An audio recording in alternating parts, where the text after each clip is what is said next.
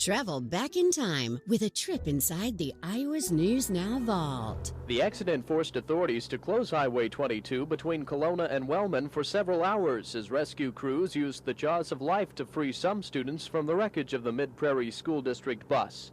Washington County Sheriff's deputies say the crash killed 27-year-old semi-driver David Eugene Nichols of Brighton and injured several people in the school bus, including bus driver Nancy West of West Chester. West, another passenger in the semi, and at least 5 school children were airlifted to university hospitals in Iowa City. 2 Action News reporter Janet Sims talked with deputies at the scene. There was 2 school buses and a car that were headed west on the same highway.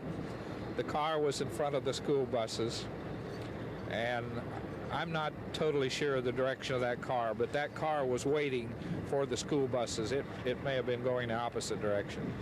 And the truck swung around the car and attempted to pass and hit the one school bus. Authorities say they believe several other unidentified students suffered injuries in the crash, and they too received treatment in Iowa City. Officials say they have no complete list of students on the bus, although they believe it was carrying more than 30 children. Kelowna Minister John Wooden was driving a vehicle behind the bus at the time of the accident. Both vehicles went up in the air when they hit, and there was some smoke and a lot of dust, and then the students pouring out of the back of the bus and down into the ditch. Apparently they knew what to do and did it real well. Went right where they should.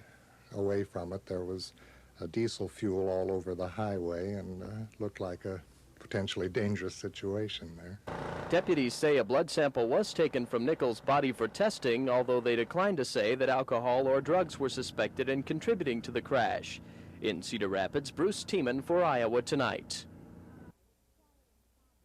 The mood at Mid-Prairie Junior High was quiet and somber. Students started the day writing letters about the accident and how it affected their lives. When Nancy West slammed on the brakes, I thought there was a deer or something, so I looked, and before I knew it, we had hit the truck. At first, I thought it was a dream, but now I know it isn't any dream. It solidifies it in their mind, and it gives them a chance to express their feelings.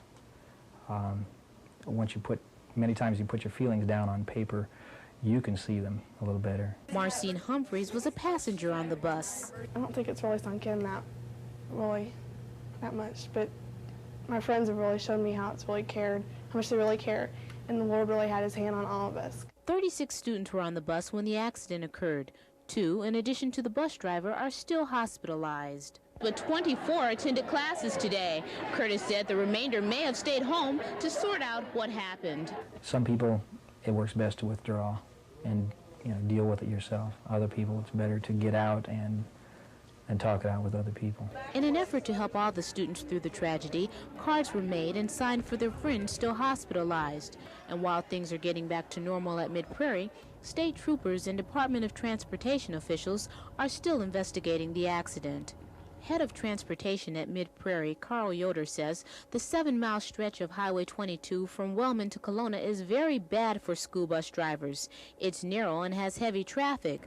But Trooper Richard Kinseth, an investigating officer, says he didn't see the road as a contributing factor in the accident. Janet Sims, 2 Action News, Kelowna.